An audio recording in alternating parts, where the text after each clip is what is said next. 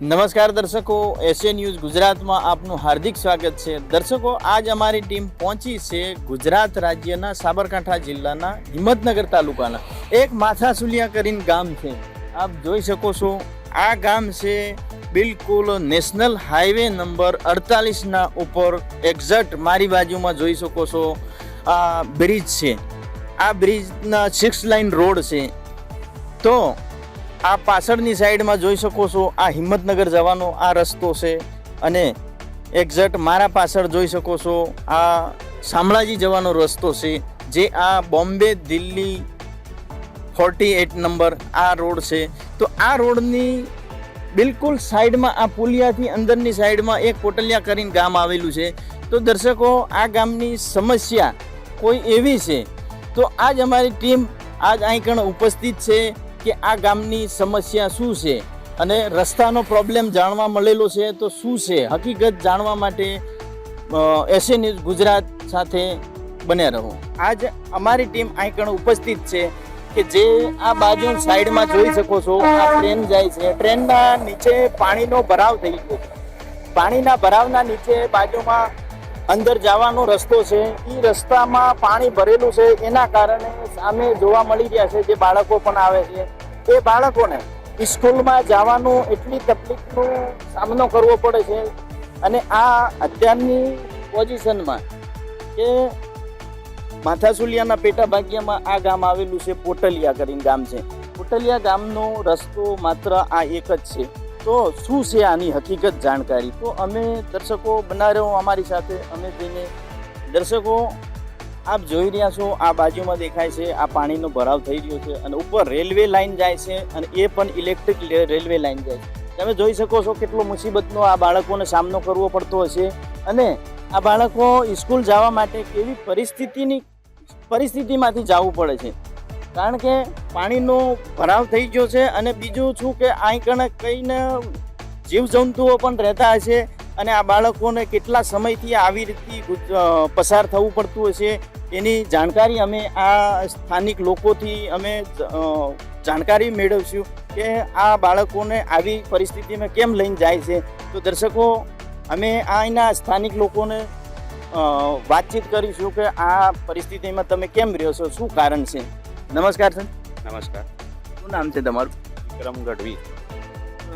સરજી, અમને એ બતાવો કે તમે આવી પરિસ્થિતિમાં જે પાણી ભરેલું છે, પાણીની ભરાવ થયેલો છે, છતાંય આવું રિસ્ક લઈને આ બાળકોને તમે આ ક્યાં લઈને નીકળો છો? બીજો કોઈ સ્કોપ જ નથી અમારા, બીજો કોઈ રસ્તો નથી.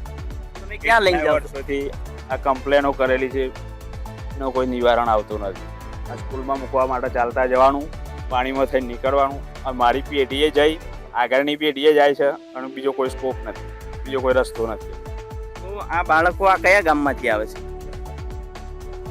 અને આ બીજો કયા ગામમાં મૂકવા જાવ? માથાસુલિયામાં જવાનું. કેટલા ટાઈમથી આ સમસ્યા છે? કેટલા ટાઈમથી આ સમસ્યા? વર્ષોથી, લગભગ આ 5મી 6ઠી પેઢી છે. કોઈ સ્કોપ જ નથી, બીજો કોઈ રસ્તો નથી. એટલે જ્યારે બી કોઈ કરીએ કમ્પ્લેન, એટલે ડાયરેક્ટ જવાબ એવો જ આવે છે કે પૈસા કેન્દ્ર સરકાર મંજૂરી આપતી નથી અહીંયા થઈને રસ્તો કાઢવાની. તો ફાટેક, જ્યારે ફાટેક હતો ને એ વખતે બી કમ્પ્લેન છેક દિલ્હી સુધી કરેલી, તો બી કોઈ જવાબ મળેલો નથી. ડાયરેક્ટ જવાબ એ જ આવે છે ખાલી કે ભાઈ આ કેન્દ્ર સરકાર મંજૂરી અહીંયા થઈને રસ્તો કાઢવાની આપતી નથી. એટલા અહીં સ્ટોપ થઈ જાય છે વાત. ત્યારે કોઈ બી સરકાર આવે એને રજૂઆત કરીએ કે થઈ જશે અને પછી છેલ્લા 5 વર્ષ પૂરો થવાનો આવો એટલે જવાબ એ જ આવે છે કે ભાઈ આ કેન્દ્ર સરકાર મંજૂરી આપતી નથી, એટલે કરનારા એજા થઈને રોડ નીકળશે નહીં. તો આના સિવાય તમને કોઈ સરકારે બીજો કોઈ રોડ બનાવી આપેલો કે બીજા કોઈ ગામમાં જવા માટે કે એવું કંઈ? બીજો કોઈ નહીં, આ એક જ રોડ? આ એક જ. તો તમારે કોઈ ઇમરજન્સી, માની લો મેડિકલ આવી જાય, કોઈ વસ્તુ તમારી ઇમરજન્સી આવી જાય, તો તમે શું કરો છો? અત્યારની પરિસ્થિતિમાં તો એવું જાણવા મળે છે કે અત્યારે તો વરસાદ નથી, પણ ફૂલ વરસાદ હોય ત્યારે શું કરો છો? ફૂલ વરસાદ હોય ને ત્યારે તો અહીંયા થઈને નીકળાય એવી કોઈ કન્ડિશન જ નથી.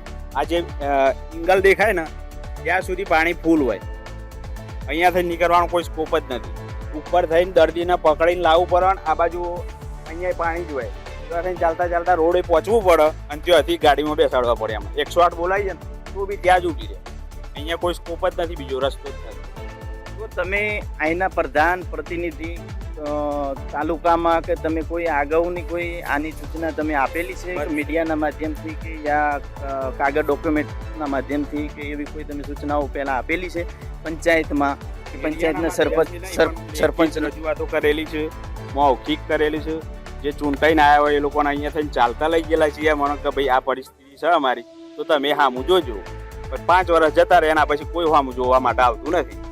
તો એ સમસ્યા તમને એવું જણાવે છે કે આ રેલવે લાઇન કેન્દ્ર સરકારનું છે, તો રોડ પણ કેન્દ્ર સરકારનો જ છે ને? એ લોકો સમજાઈ દી છે ખાલી ગોર ગોર કે ભાઈ આ કેન્દ્ર સરકાર મંજૂરી આપતી નથી એટલે રાજ્ય સરકાર વાળા કશું કરી શકે નહીં. હવે આ બધા જે નેશનલ હાઈવે વાયર તો પહેલા સિંગલ પટ્ટી હતો, સિંગલ પટ્ટીમાંથી ડબલ વે થયો, 4 વે થયો, અત્યારે 6 લાઇન થયો. એ છતાંય આ ગામની કન્ડિશન હજી સુધી આવીને આવી છે. લગભગ આ 7મી પેઢી છે મારા ખ્યાલથી. આ જ કન્ડિશનમાં અમે ચાલતા જઈએ છીએ અને ચાલતા આવીએ છીએ. તો લગભગ કેટલા ઘરે છે તમારા ગામના અહીં કને? તમારા 25 ઘરનું મતદાન ક્યાં થાય છે? માથા સુલિયા. બીજી શું સુવિધા મળે છે તમને આ માથા સુલિયા ગામ તરફથી, પંચાયત તરફથી? કોઈ જ સુવિધા નથી. તો મેન પ્રોબ્લેમ જ એ છે કે ભણતર જ ચાલુ થાય ત્યાંથી જ સમસ્યાનો પેલો એ થતો નથી અમારો. તો ભાઈ બીજી કોઈ સુવિધાની તો વાત જ છે. રસ્તાની જ સુવિધા નથી તો પછી સરકાર યુવા પેઢી ભણાવો, યુવા પેઢીને તૈયાર કરો. યુવા પેઢી તો સાહેબ પોણીમાં હોય ખબરી મળી છે. યુવા પેઢી આગળ સાહેબ નથી. આપણી સમસ્યાઓ બધી ફેલ નહીં સાહેબ. જ્યારે બોલું સાહેબ મોદી સાહેબ બોલતા હોય કે સાહેબ ગૃહમંત્રી અમિત શાહજી બોલતા હોય, અમે તો નવા યુવા પેઢી તૈયાર કરીએ. આ યુવા પેઢીની તો પરિસ્થિતિ તમે જો તો કંકાલ પરિસ્થિતિ છે સાહેબ. આ સરકારની અંદર તો એટલી બધી મુસીબત છે બાળકોની સાહેબ. પાછલી પેઢીનું તો ભણતર પણ બગડી ગયું. પણ સરકાર તો હમણાં બદલાઈ છે, માની લ્યો કે 5 વર્ષ 7 વર્ષ થયા છે, તો પણ આ જે સમસ્યા છે આ તો હમણાંથી છે કે પહેલાંથી જ છે? પહેલેથી જ અમારા 4-5 ગામડાના ટોટલી વિદ્યાર્થીઓ ભણર જ રહે છે. ચોમાસાના દિવસની અંદર કોણ આવે સાહેબ? 7 થી 8 ફૂટનું રેન્જ પાણીની જાય અંદર. 8 ફૂટના પાણીની અંદર હોડી ના આવી શકે. બાળકો આમ ખુદ હું આ ભણશું, સ્કૂલમાં જવાનો મોકો જ નહીં મળતો. મારો 3 બચ્ચો હોય તો 3 બચ્ચોએ પણ ભણે સાહેબ, કારણ કે કોપ જ નથી તો રેલવે પસાર કરવાનું.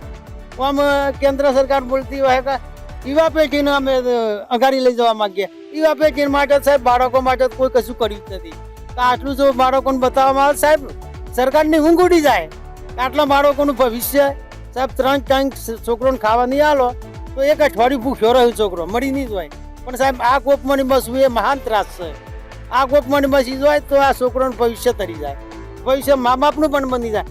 બધા છોકરાઓના મા બાપો ભણશે, કારણ કે કોઈ કોપ જ નથી કે સ્કૂલની અંદર પસાર થવું હોય. તો તમને આ સરકાર દ્વારા જેવી રીતે માની લો કે મા બાપા ભણશે એના કારણે તમને સમજાવી દે છે કે અહીં તમે આ અવર જવર કરવાનો જે રસ્તો છે, તો એનું આ કેન્દ્ર સરકારનું મતલબ અહીંથી પ્રોબ્લેમ ઊભો થાય છે. પ્રોબ્લેમ ઊભો થાય. રેલ માર્ગનો પ્રોબ્લેમ છે સાહેબ. 7 થી 8 ગામના બાળકો વંચિત રહી જાય. અમારા ભણતરથી વંચિત રહી જાય, એકબીજા સિટીનું મળવાથી વંચિત રહી જાય. રોજગાર ખતમ થઈ ગયો સાહેબ અમારું. નહીં તો આમ તો તમારે આ ગામથી કોટલિયા ગામની દૂરી કેટલી છે? સાહેબ 1 કિલોમીટરની રેન્જ છે. 1 કિલોમીટર માટે સાહેબ 10 કિલોમીટર ફરવા જવું પડે અમારે. 1 કિલોમીટર 10 કિલોમીટર ફરવા જવું પડે. તો દર્શકો, અત્યારે આ જે બાળકો છે એમની પરિસ્થિતિ અમે જાણીશું. શું પરિસ્થિતિમાં આ મતલબ અહીંથી સ્કૂલ જવા આવવાના રસ્તામાં જે પ્રોબ્લેમ છે એના લઈને આમનું શું કહેવું થાય છે? નમસ્કાર. નમસ્કાર. શું નામ છે તમારું? મારું નામ શિવમ ભરવાડ. તો તમે આ કેટલા સમયથી આવી રીતે જેવી આ પાણીનો ભરાવ છે તો કેવી રીતે તમે આ ચાલીને જાઓ છો? શું તમને કોઈ એવું લાગે છે કે અમારો આનો કોઈ સરકારમાં કોઈ તમારે આમની કોઈ વિનંતી કરવા જેવી છે? તમને કેવું લાગે છે? અમે તો વર્ષો ત્યાંથી ચાલી જઈએ તો એ રસ્તો જ નથી બનાવતો. ને આ એમને જ છે. તો ચોમાસામાં શું કરો છો? ચોમાસામાં તો પાણી ભરાઈ જાય છે. ઉપર તો આ 1100 વોલ્ટનો તો કરંટ જાય છે અને રેલવે લાઇન છે તે રિસ્ક નથી. તો આ ચાલીને જઈએ, અમારા મોટા વડીલો આવે છે અમને મૂકવા. તો દર્શકો, અમે આગળ પણ એક ભાઈ ઊભા છે, એમને પણ વાર્તાલાપ કરીશું કે આ સમસ્યા કેટલા ટાઈમથી છે. નમસ્કાર. વર્ષોથી ચાલતી આવેલી છે આ સમસ્યા. તો એનું સમાધાન તમે કોઈ અત્યારે તમે તો જાગૃત યુવાઓ છો, તો આનું કોઈ સમસ્યાનું સમાધાન કરવા માટેના તમારા કોઈ પ્રયત્ન રહ્યા છે? પ્રયત્ન તો ઘણા છે પણ કોઈ ઉકેલ આવેલો નથી આજ. 5 થી 6 પેઢીથી આ જ સમસ્યા ચાલતી આવે છે વર્ષોથી. તમારું શું કહેવું છે આ સરકારને કે તમારે આ કેન્દ્ર સરકારમાં જે શાસકોને તમારે આ કેન્દ્રના લીધે થઈને પેલું છે આ સમસ્યા છે કે તમારું તંત્રોના કોઈ ગોટાળાના લીધે છે કે તમારું ગામ કોઈ ઓનલાઈનમાં છે કે નથી કે કેન્દ્રમાં છે કે નથી કે શું તમારું કેવું થાય છે? ના કોઈ ઓનલાઈન કોઈ ગામ જ નથી. નકશાની આ ગામનું નામ જ નથી નકશાની અંદર. એટલે આ સરકારના તંત્રોના ગોટાળાના કારણે તમારું ગામનું નકશામાં જ નથી. હા, સરકારના તંત્રના ગોટાળાના કારણે અમારા ગામનું નામ જ નથી. વખતમાં ગામ છે ઈડર સ્ટેટ વખત ત્યારે પોટલગઢ નામ છે આનું.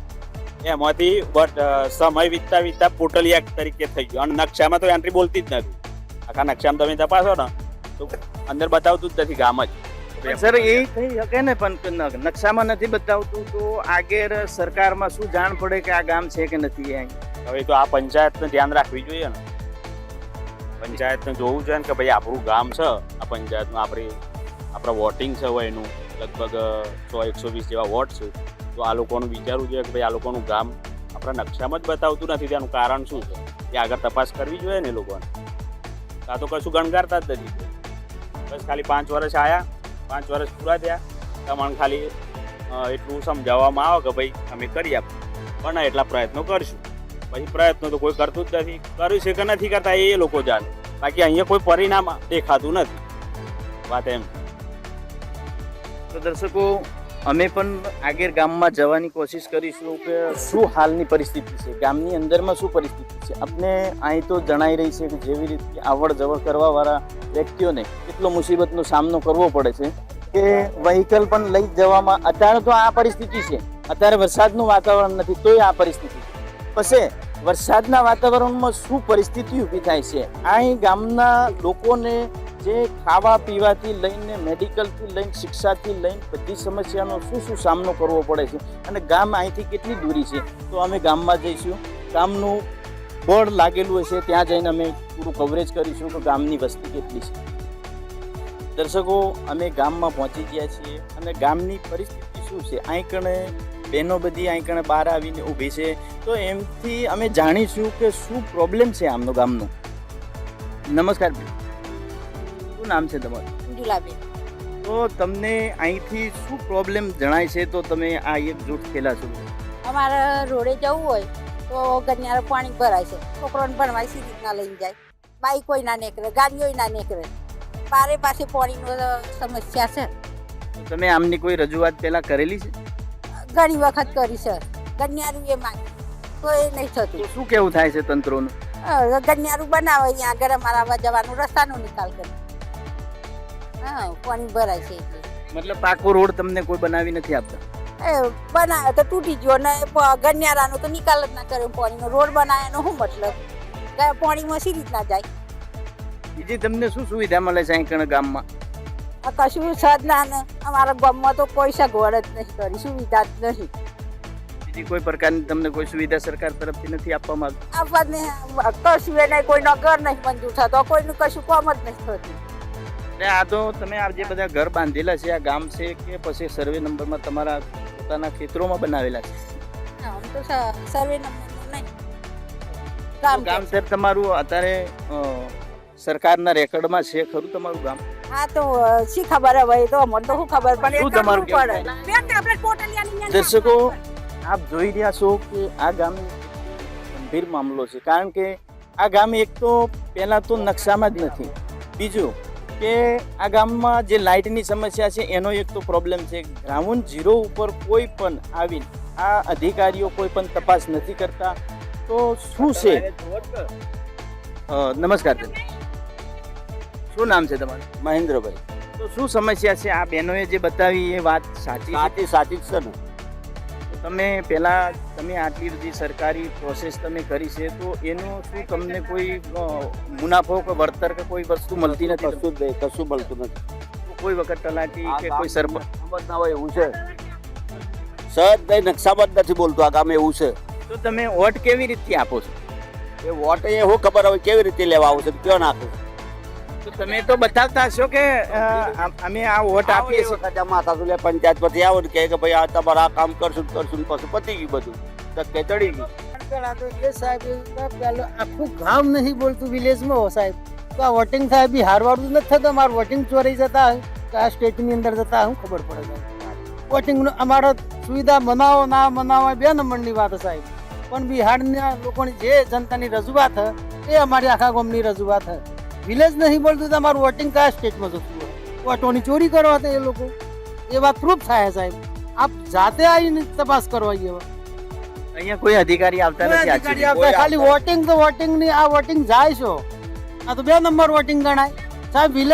વિલેજ નથી બરોબર. વિલેજ વગરનું વોટિંગ લેવો એ વખતે બધો રસ્તો તૈયાર કરીને માયજો ને પછી આખું વર્ષ જોવાનું નહીં. છોકરો કઈ રીતે જોઈશે ભણવા શું છે, કોઈ ડિલિવરી કેસ ખાટલામાં લઈ જવા પડે એવો સમય આવી અમુક સમય. વોચ મારવાળી બિલ્ડિંગ બનાવવા પણ સાહેબ એનો દરવાજો ના હોય તો મોય અંદર ઘૂસે કઈ રીતથી માણસ. એ કે આ રેલવે માર્ગ અમારે એવી રીતના ગમે તે અમારે પેલ ભાગ જવા માટે પસાર તો થવું પડે. અમારા ગામની અંદર એક પણ કર્મચારી નથી. કારણ કે આગલા યુગમાં ભણ્યો હોય તો કર્મચારી બનાવે. પાછલી પેઢી અમારી એકદમ હાથે પગે है. પાછલી પેઢીમાં આમ સરકાર બોલતી હોય કે हम तो युवाओं को साथ देंगे, मजदूरों को साथ देंगे. तो આ તો યુવા પેઢી તો ખ્યાલ થઈ ગઈ સાહેબ. યુવા પેઢી તો ભણતર નહીં. સરકારનો એ પણ એવો નારો છે કે સ્માર્ટ સિટી બનાવો. વોટ છોડો સરકાર બનાવો. વોટ છોડો સરકાર બનાવો. ગરીબોને જે થવું હોય થાય. આ તો સાહેબ આ તો જલ્દી નક્સલ પગલો લેવામાં દે ને તો બહુ લોબી જાહેરાત થાય. કેન્દ્ર સરકાર સુધી અમે આપવાના અમારા આખા ગામના વોટ ચોરી થાય. વિલેજ વગરનું તો સાહેબ કોઈ પણ ટપાલ લખજો એડ્રેસ વગર નહીં જાય સાહેબ. ટપાલ પાછી આવે બરોબર. એમાં સરકાર તો એકદમ ખરેખર લોકોને સુવિધાની જરૂર નથી. પણ પેલા નકશાની અંદર ગામ તો બોલવું જોઈએ. ગામ ના બોલા વોટિંગ બસો વોટિંગ થઈ જાય. પોટલ ગઢ હતું, પોટલિયા કર્યું, પોટલિયા કરો, પોટલ ગઢ કરો, પણ અમારું ગામ બોલવું છે. પેલા શું ગામ હતું? પોટલ ગઢ. પછી શું થયું? પછી પોટલિયા કર્યું અને પોટલિયા મને પરું કરી નાખ્યું. તમારું ગામે જે આખું નકશામાંથી નીકળી ગયું છે એવું કેવું? હા, નકશામાં નીકળી ગયું છે. આ સુધીની સાહેબ 25 થી 30 બહેનો તો ડિલિવરીમાં એક્સપાયર થઈ ગઈ સાહેબ. કારણ કે કોઈ કોપ જ નથી હોતો ચોમાસામાં જવા માટે. કારણ કે 3-4 કલાક વીતી જાય એટલે એમ ભાઈ એક્સપાયર થઈ જાય. શું કરવાનું? ચોમાસામાં પાણી તો ત્યાં ભરાય. હોમ ડિલિવરી માટે ઉપલબ્ધ સુવિધાઓ હોય. સરકારે એટલી બધી ઉપલબ્ધ સુવિધાઓ કરી લેડીઝો માટે, પણ એક પણ સુવિધા આ બહેનોના કોમની નથી. અને આઈને ખૂબ રૂબરૂ ખાતરી કરો તો 25-30 બહેનો તો ડિલિવરી મળી ગઈ સાહેબ. તો સુધી તો સરકારના કોણ ખુલતા નહીં. મારે રજૂઆત કરવાની, તમારા લોકોને સોપરા લખવાના. એટલે તમારા સોપરા ફેલ જોઈએ, મારું બોલેલું વ્યર્થ જાય. આવું શું કામ કરવું પડે? હા કહેતું ના. એમની આપવીથી જણાવી છે કે અમારા ગામમાં પહેલાં તો નકશામાંથી અમારું ગામે રિમૂવ કરી દીધેલું છે. અને બાકી કોઈ પણ લોનની સમસ્યા હોય, કોઈ પણ માની લો કે ભણતરની શિક્ષણ, અત્યારે જીવનમાં શિક્ષણ બહુ જરૂરી છે. તો શિક્ષણની જરૂર હોય તો પણ આ બાળકોને જવા આવવામાં અમે પહેલાં કવરેજ કરીને તમને બતાવી રહ્યા છીએ કે એ કેટલો મુસીબતનો સામનો કરવો પડે છે. કારણ કે એટલું પાણી હતું. માની લો કે 3 થી 4 ફૂટ અત્યારે પાણી છે, તો શિયાળાની ટાઈમમાં અને પછી કેટલું પાણી હોઈ શકે છે એનો અંદાજ તો આપ ખુદ લગાવી શકો છો. દર્શકો, આજ માટે બસ આટલું. હું જીવન ભરવાડ, કેમેરામેન સાગરના સાથે, અને એસએ ન્યૂઝ ગુજરાતમાં જોડાયેલા રહો.